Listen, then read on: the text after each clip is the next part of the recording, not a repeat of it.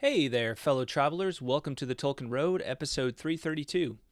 In this episode, we'll be continuing our journey through the fall of Númenor as we explore the section titled The Life of Númenoreans. In this section, we'll learn about the mundane realities of life in the Land of Gift. Before I get started, I'd like to give a double up air five to our amazing fellowship. Get those hands up, everybody. 3, 2, 1. Whoopsht. Very nice, very nice. Special thanks to this episode's executive producers, John R., Kaitlyn of Tea with Tolkien, Jacob Lockham, John H., and Eru27. Also, a shout out to those celebrating their fellowship anniversary in April of 2023, Jonathan D., Julia, and Katie P. Thank you all so much for sticking with us over the last year. Join the Fellowship of the Road by visiting patreon.com/TolkienRoad. When you join the Fellowship of the Road, it helps us to keep on evering on and land you some cool perks along the way. Learn more at patreon.com/TolkienRoad. Hey YouTube, hit that like button, don't forget to subscribe, and let us know what's on your mind in the comments below. Before I get into the episode, I want to give another shout out. I did this on the last episode. Another shout out to a couple of recent interviews I've done on other podcasts. The first is to The Mythic Mind with Andrew Snyder. You can check that out by going over to tolkienroad.com/mythicmind. Andrew's doing some interesting work diving into the Tales from the Perilous Realm as of late, so you definitely want to check that out. We talked about On Fairy Stories as well as some of the other Tales from the Perilous Realm, miscellaneous writings from Tolkien. Also, Window on the West from thewondering.com. Tolkienroad.com/window will take you to that interview. They're having a lot of fun going through the Silmarillion and doing some interviews with other folks, other Tolkien peeps, if you will, right now. So you'll definitely want to check out at least my interview and probably a whole lot more. All right. So what was it like to be an everyday Númenorian? How did it feel to be one of the blessed number who were able to enjoy a much longer lifespan in an island paradise? While these details may not seem of particular importance in advancing the story of Númenor's downfall, they do help us to better grasp the significance of being Númenorian and to juxtapose life in the Land of Gift with our everyday lives. Perhaps through these details, we can arrive at a better characterization of Númenorian culture so that we can more deeply understand the root causes of her downfall. So this section is pretty long, and the sources it pulls from are Unfinished Tales, really a description of Númenor, that section from the Second Age portion of Unfinished Tales, and then The Nature of Middle-earth. And then there's excerpts from letters, the letters of J.R.R. Tolkien, as well as a Calabath, and I think that about covers everything. There may be one or two tiny other references in there, but that about covers everything. But there's a lot in this chapter, so and it's just kind of organized to give glimpses, like kind of encyclopedic, give glimpses of what life was like, in different aspects for Númenorians. It starts off with telling us some about the cities of Númenor, and really this section's pretty short. It just tells us about a couple of cities, right? The first being Andunier. Andunier was the chief city and haven facing west. So this was facing towards the Blessed Realm. It was on the west coast of Númenor. It also mentions Armenelos, the capital, which was on a hill near Meneltarma. It's actually like on the southeastern portion of Númenor, in the just at the foot of the Meneltarma, right there. There's two other cities, though, that this section does not mention, but are mentioned later in the chapter, so I'll go ahead and bring those up now. The first one is Romena, which is the chief port in the east, and then Ondosto, which is the city in the Northland. So there's 4 cities of Númenor that we really know about: Andunier, Armenelos, Romena, and Ondosto. Andunier, the port in the west; Romena, the port in the east;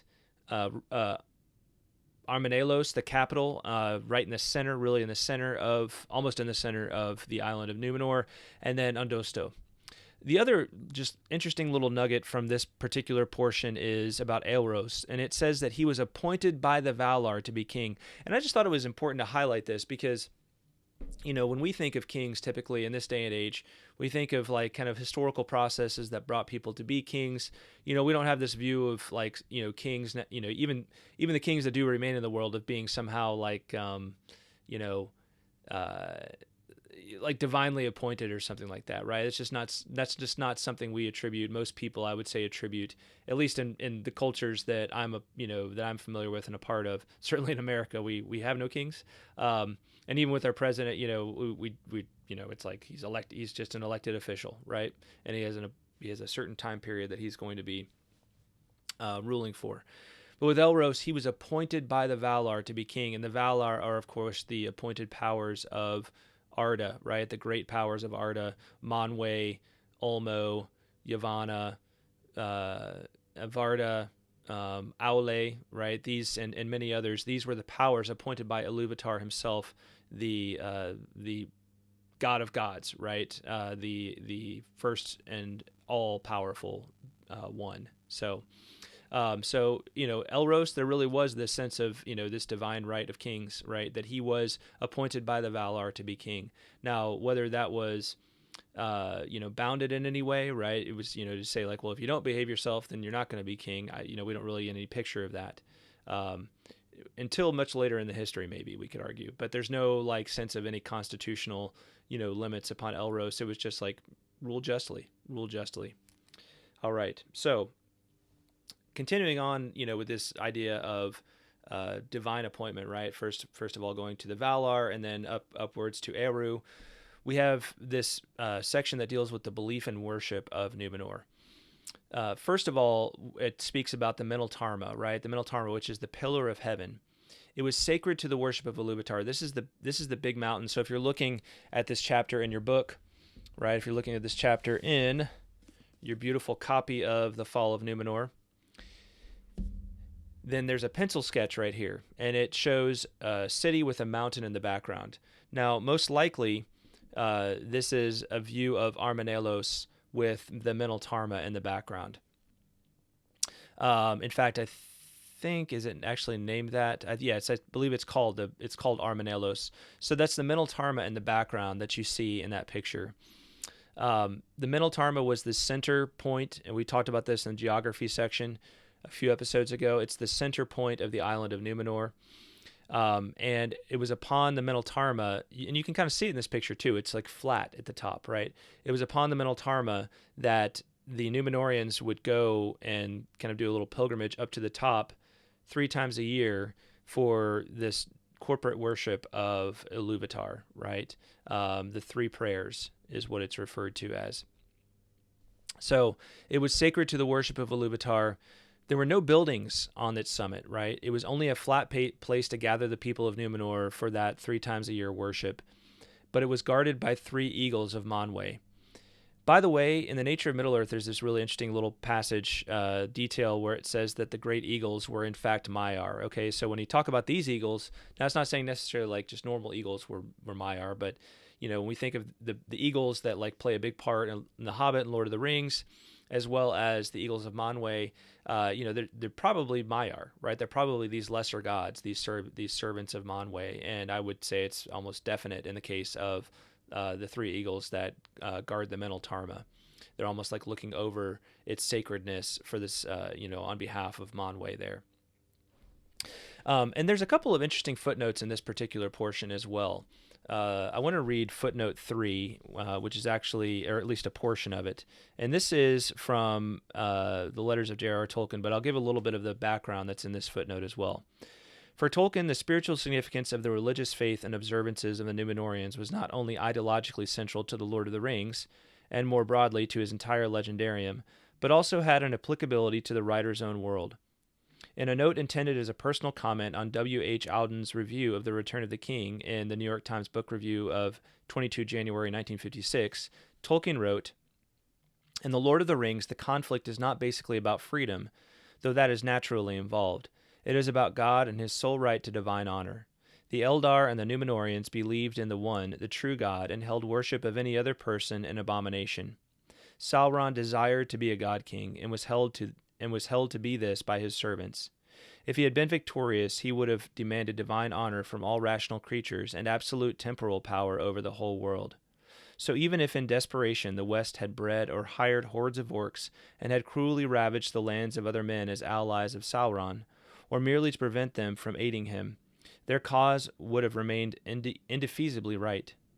as does the cause of those who oppose now the state god and marshal this or that as its high priest, even if it is true, as it unfortunately is, that many of their deeds are wrong, even if it were true, as it is not, that the inhabitants of the West, except for a minority of wealthy bosses, live in fear and squalor, while the worshippers of the state god live in peace and abundance and in mutual esteem and trust. Yeah, so there's a lot in there, but the kind of the basic thing to take away from that is that in Tolkien's view, the whole sweep of Middle-earth history is about God and his sole right to divine honor, right? That is the major theme. And so it's interesting when we hear that to see that the Meneltarma, this system of worship, is central to Númenorian culture here, right? And this lasts all the way to the end, okay? And shortly thereafter, after we see this footnote, we see this notion that the Númenorians thus began a great new good. I'll read this portion. The Númenorians thus began a great new good, and as monotheists, but with only one physical center of worship, the summit of the mountain Meneltarma, pillar of heaven. Literally, for they did not conceive of the sky as a divine residence, in the center of Númenor. But it had no building and no temple. All of such things had evil associations. So this was not about the Númenorians constructing their own religion. This was the notion that they had been taught that they were to worship Iluvatar, right? That this is the actual worship that he wanted. It kind of harkens to that whole idea, right, from the Old Testament where, David's like, I want to build a house, I want to build a temple. And God basically tells David through Nathan the prophet, he says, I don't want you to, right? It's your son that's going to build a temple, right? It's your son that's going to build the true temple for me. I don't want you to. And we get something of that idea here, right? That Eru Iluvatar is not interested in this sort of like this sort of worship where it's like, well, we're going to construct our system of worship. It's so simple with the Númenorians. You go up to the top of the Meneltarma and you pray 3 times a year. There's no like sacrifices or anything like that are written about. It's just these 3 prayers at different times of the year. One would think simply to praise and give thanks to God. Okay. So it's interesting how simple this is. And it's interesting that Tolkien calls this a great new good, right? This monotheistic system of worship being a great new good, and that it's one of the first things established, one of the first things we learn about the Númenorian culture, right? That they're this people, these men that are brought over here. And I think there's a lot that actually can be read into this and made of this, but I'm going to save all of that for another time because there's still a lot more to get to in this chapter. I've talked about it in a lot of other episodes, and plan on, I'm sure I'll continue to unpack that on the Tolkien Road as time goes on. All right. So of language. So there are really 3 languages to think about when it comes to Númenor. The first is the language of the West, the Adunaic, right? This is derived from the speech of the House of Hador, right? This is one of the 3 houses of men that are the, really the people that become the Númenorians, the houses of men that aided the elves of Beleriand in their struggle against Morgoth in the First Age. So Adunaic is like their language, right? It's almost like their sort of common tongue, if you will. But the truth is that many men had already adopted the language of the Beleriand elves, Sindarin, right? So Sindarin was the Elvish of Beleriand, okay? It was the Elvish language of Beleriand, and many men had started speaking that. So there's these 2 languages that are sort of the common speech of Númenor, Adunaic, which is the language that's native to men, and then Sindarin, which is the tongue they learned from the elves of Beleriand. And Sindarin, it seems, was really the daily tongue, right? So some spoke Adunaic, but over time it kind of became Sindarin was really the main tongue that people spoke in an everyday language. And then Quenya was the official and royal language of Númenor. All right, so Quenya is kind of this high elvish tongue. It's the tongue of the elves of the Blessed Realm. So this is what they named places, names, important records. They were all kept in Quenya. The names of the kings, the kind of the official names of the rulers of Númenor, we're going to find are all Quenyan up to a certain point, and then they change over to Adunaic, and that's all part of this narrative of the downfall of Númenor that we'll get to.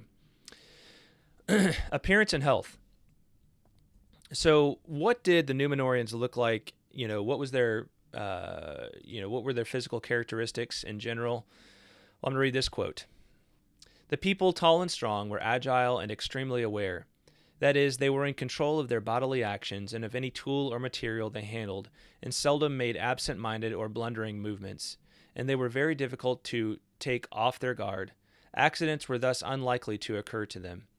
If any did, they had a power of recovery and self-healing, which, if inferior to that of the Eldar, was much greater than that of the men of Middle-earth. Also among the matters of lore that they especially studied was Hroengolme, or the lore of the body and the arts of healing. Sicknesses or other bodily disorders were very rare in Númenor until the latter years. This was due both to the special grace of health and strength given to the race as a whole, but especially due to the blessing of the land itself, and also in some measure, no doubt, to its situation far out in the great sea. Animals were also mostly free from disease. All right. And then, so some interesting things to glean from that. They were tall and strong, right? And we, later we'll learn about, of course, Elendil, who you may already be familiar with. He was, came much later in Númenor's history, but he was very, very tall, right? Especially, by our standards, NBA player tall, right? So they were tall, strong, agile, extremely aware. These are the kind of the 1% physical specimens, it would seem, that would be like professional athletes to us today, right? Playing professional football, professional basketball, professional baseball, right? These people, when you go out to see these sports and you're just like, wow, they're standing next to each other, you might not realize how big they are, but then if they get closer, if they're standing next to, an average group of people, you're like, wow, those people, they're big, right? For the most of them, they're pretty big. So that's kind of what you envision when you're envisioning Númenorians. Elsewhere, the indication is that Númenorians were probably, like, the average Númenorian was probably like 6'4", 6'5", right? So pretty tall, right? And they just had a lot of like bodily awareness too, right? So these like top-notch athletic sort of qualities, right? Just command, presence, but they also had, they also had strong and sharp minds, right? They were very clear-witted, clear-minded, and they were able to, to learn much. And in the next section on aging and longevity, it actually says that that's the reason they asked for the lifespan, right? They wanted to learn more, right? They wanted to be able to live longer in order to learn more, which is, I think, an interesting note. But Tolkien attributes, the notion that even their early death was uncommon, right? So not many, they lived longer in the first place, and then not many even died early from any other causes like sickness or accidents or anything like that. And Tolkien attributes that to the grace of the Valar. So in terms of their aging and longevity, they asked for long life and peace, and they were granted it. They actually, and I thought this was really interesting, they asked for the lifespan of old, which would indicate that maybe going back a long ways, men were originally supposed to live much longer. Again, if you're familiar with the Old Testament, you see this idea. You go back to like, the first men in the Bible, and they're living like 800, 900 years, right? And then over time, their lifespans get lower and lower until you get to Abraham, where it's like a couple hundred years, or maybe it's a little longer, but anyway, it's not the 800, 900 years. And then you get to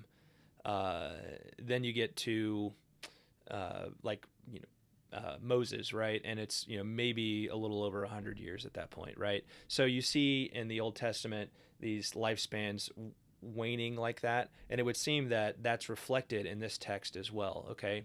That maybe at some point in the past, and we talk about when I eventually do get to talking about Athrabeth Finrada Andreth, there are some really interesting allusions to this that seem to indicate that this was indeed part of the mythology, that Tolkien had incorporated some of these ideas of like this ancient history of men that was mysterious and that was really unknown, really not recorded by them. It was just a distant memory, but they knew that they had it in the beginning. Their lives were much better, much more like the Númenorians maybe, until Melkor's influence came among them and started to ruin things for them. So it says also that they helped them to live longer by assimilating their life mode to that of the Eldar. And I think what's meant by that is this notion of how they aged.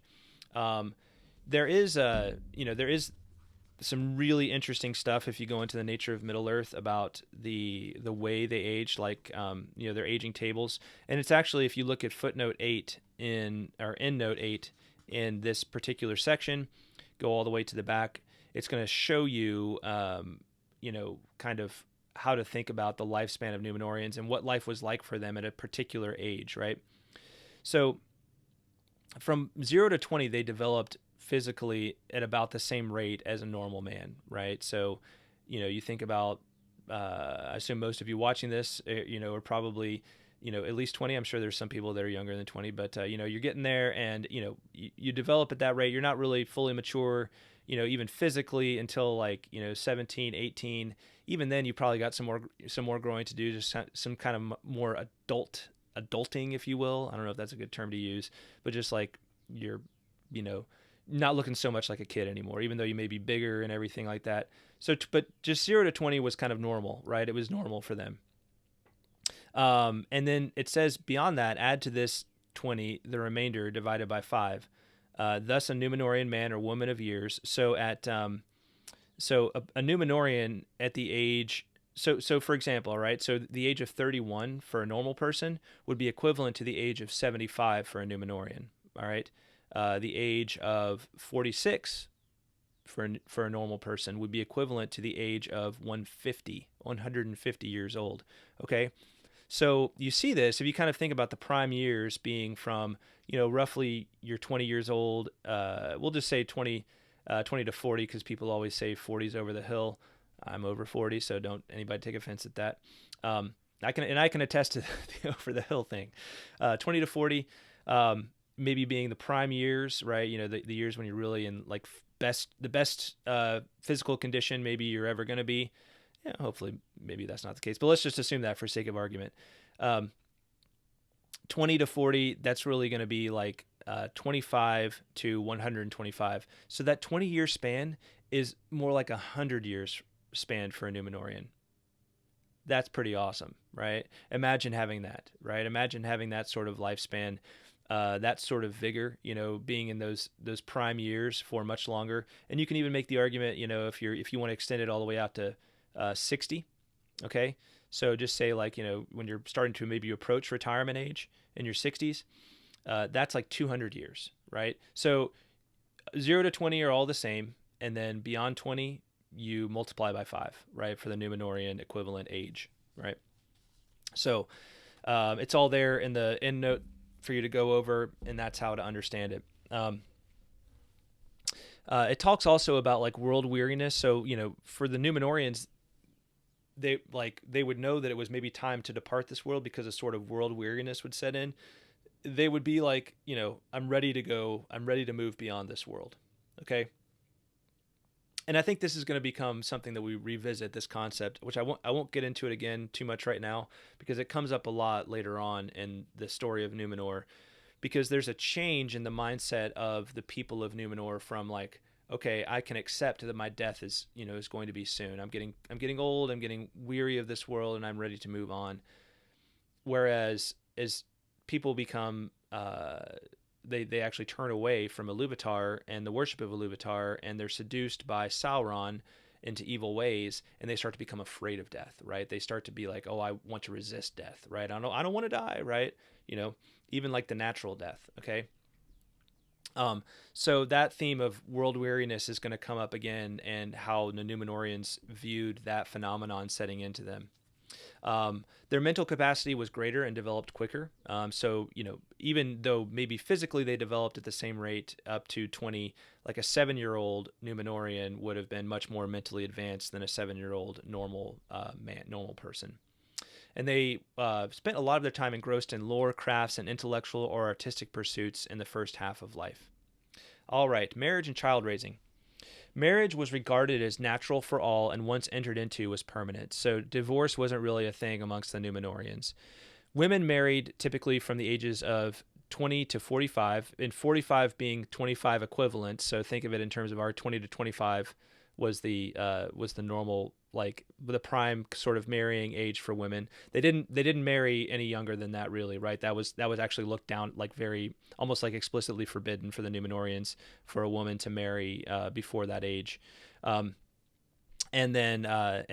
could marry up to 95, which is the equivalent age 35 in this case, right? So 20 to 45 was the normal range. So there's actually a 25-year span in there that was the normal range for Númenorian women to marry, and then up to 95 is sort of possible. Which, for most of us being like, wow, 95-year-old woman getting married, you don't hear about that every day. But in this case, we're talking about a 35-year-old woman equivalent, right? Remember, that 150 years being sort of like, okay, now you're kind of over the hill, right? That's when you're reaching that over the hill point. Men married from the age of 45 to 120, and that's the normal man equivalent, 25 to 40. All right. They were monogamous, so there was no polygamy. There was no divorce. And really, 4 children was kind of the max for Númenóreans. Up to 4 children in a period of 50 to 75 years. So they spaced their children quite a bit. 50 to 75 year range would be about a 12 to 18 year range in normal human terms. So if you think about that, that's like 3 to 4 years per child. So that's a good bit of spacing right there. Just that in 3 to 4 years in normal human terms, you're talking about 4 children. Like, so if, let's just say 60 years, right? That's every 15 years is a child. And that's 4 children is the max, right? Like the most Númenóreans would have. So if you just were a 2 or 3 children family, it could be like 20-year, span. So in the begetting and still more in the bearing of a child, far more of their vigor, both of mind and body, was expended, right? So this was like the elves, right? So the elves also didn't have a lot of children typically, because they, Feanor maybe being the exception, but in the begetting and the bearing of children, they gave a lot of themselves, right? They gave a lot of themselves, and this is something we don't always think of in our own terms, but I think it's a great insight from Tolkien that he incorporates this whole idea into his mythology, because he incorporates it not only when it comes to the begetting and bearing of children, but also when it comes to the creation of art, right? That we expend something of ourselves when we create our art, right? Which is something we've talked about a good bit on this podcast in the past. And he says they were steadfast lovers, not lustful, right? So they were not lustful, but once they chose their mate, right, they were steadfast. They were steadfast in that marriage. They were steadfast to that love. So so a lot to commend about the Númenoreans in all of these descriptions. Of appetites and behaviors, they had a conscious detestation of lust, greed, hate, and cruelty and tyranny. These were very much against them, and they were though they were mostly virtuous folk, there were some wicked among them. So some bad folks did kind of creep in initially, and maybe more over time. Not all of them, were perfect angels necessarily, but for the most part, they were a good and virtuous people, and they had certain values that we would probably very much agree with in the detesting lust, greed, hate, cruelty, tyranny, all of these things. All right, of skills and crafts. So this was a word I was not familiar. Well, I think I probably heard it before, but I didn't know what it meant initially. It says metals aroused in them cupidity. So cupidity is greed for money or possessions. So maybe it's a little bit of what's going on with Gollum in terms of my precious and wanting to possess, the One Ring, and an extreme amount of cupidity on his part. But they didn't have a lot of metals. They didn't bring a lot of metals with them. There weren't a lot of metals for them in Númenor, and it was metals that ended up being kind of contributing to kind of their initial decline when they came back to Middle Earth, because they found these things and they found them precious, and it aroused in them greed. Okay, it aroused in them greed. As far as weapons go, Númenor was a land of peace initially. I'll read this passage. Thus, for long, there were practically no weapons of warlike intent made in Númenor. Many things made could of course be so used: axes and spears and bows. The bowyers were a great craft. They made bows of many kinds, long bows, smaller bows, especially those used for shooting from horseback, and they also devised crossbows, at first used mainly against predatory birds. Shooting with bows was one of the greatest sports and pastimes of men, and one in which young women also took part. They didn't have a lot of weapons at first. It was only over time and as war sort of came to them that weapons became more of a necessity. But they did have a lot of bowmakers, and archery, I guess you could say, was one of their great pastimes, right? Men and women alike. Men and women alike. Speaking of sports and pastimes, there's a lot to say in this area. So there was no war, though they were descended from men of war. So their energies needed to be directed to peaceful occupations, such as the making of crafts, as well as games and physical sports. So they came from these great warriors, right? The people of Númenor were descended from these great warriors, and we already described that they were physically impressive specimens, right? They were physically impressive specimens. So all of that energy needed to be directed somewhere. And if they weren't warlike people, if Númenor was not a land of war, all of those energies needed to be expended in some way. So the things they were very fond of hiking, of climbing cliffs. They took their greatest delight in the sea, right? So especially men, they taught themselves shipbuilding. Initially they had very limited knowledge, but over time they taught themselves shipbuilding to be able to go back eventually to Middle Earth, although they did a lot of transit just around the island too. Women were known for their love of dancing and horses, and their disdain for the sea. So women loved horses and dancing, and they hated the sea. We'll see this when we come to the story of Aldarion and Norindis, the mariner's wife. There was a main road from Romena to Armanelos. So remember, Romena being the easternmost port, and then to Armanelos, right? There was a main road, and eventually they extended that to Undosto in the Northlands and Undunier in the Westlands. Okay, so there was this road that traversed the island from east to west. They were not so much though they loved their horses, they were not so much into horse racing, but it was kind of a thing to be able to train your horse so that to know their master's voice. So they were loved the handling of horses, right? But they were not into the sport of horse racing, I guess you could say. And I don't know, maybe horse racing itself is kind of viewed, maybe traditionally it was viewed negatively. I can understand that. Of course, it's associated with gambling a lot of days, in a lot of cases today. But there are other things to do with horses as far as sport goes. So. Maybe go check out Yellowstone if you want to see some of those things, the rodeo and all that. I don't know if that's what they were doing. But the horses knew their masters' voices, and that was kind of the thing, is developing the relationship between the men and their horse, right? Númenorians also loved their dogs. Women loved that. The Númenorian men loved the dogs, and then women loved birds, beasts, and squirrels. We talked about the love of squirrels in the previous chapter. Women really loved the squirrels of Númenor, and there were a lot of them in Númenor. And it says their knowledge and arts reached an almost elvish height. Okay, and they did have what's the right word? They kept company with the elves of Erisea, right? The elves of the Lonely Island, just one stop away from the Blessed Realm, and this was, I suppose, where they gained a lot of their knowledge and arts initially, is from these elves of Erisea.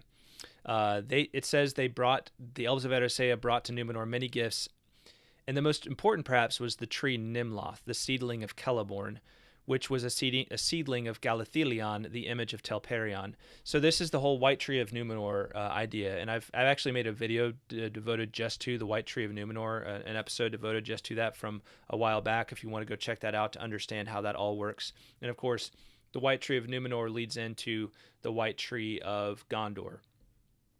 But Nimloth was the name of this white tree, and it existed for most of the history of Númenor, and it plays a very important role. It's kind of a symbol of Númenor's status and its friendship with the elves in the Blessed Realm. For those of you who don't know what Telperion is, and kind of this descent of Nimloth from Telperion, well, it's not directly descended, but Telperion was one of the two trees of Valinor, which were these great trees that are before the First Age, and they're a huge part of the story of the Silmarillion. Well, there was an image of Telperion, not a natural descendant, but an image of it that was made by Yavanna called Galathilion, and this was given to the elves of the Blessed Realm. And then Celeborn was a seedling of Galadriel, and Nimloth is a seedling of Celeborn. Now, don't get Celeborn the tree confused with Celeborn, the husband of Galadriel. All right, so obviously two completely different things, although it's interesting that they share a name. So that's the story. That's where the White Tree of Númenor came from, and of course we'll come back to the White Tree of Númenor in later parts of this series. All right, and then we have this idea of the Bliss of Nmenor being the first 2,000 years of its history. So, we've kind of learned over these last several episodes about what Númenor was like early on, when it was really this blessed place, right? This land of bliss. And we understand that that this bliss lasted for roughly 2,000 years. And I love the last line here, or maybe it's the last line. Let's see, make sure that's the last line. I just posted this to my Twitter feed. Oh, yes. Victory was the herald of their downfall. The context here is simply that they had all of this peace for about 2,000 years, but it says, though the first hints of the later shadows appeared before that. Indeed, it was their very arming to take part in the defense of the Eldar and men of the west of Middle-earth against the wielder of the shadow, at length revealed as Sauron the Great, that brought about the end of their peace and content.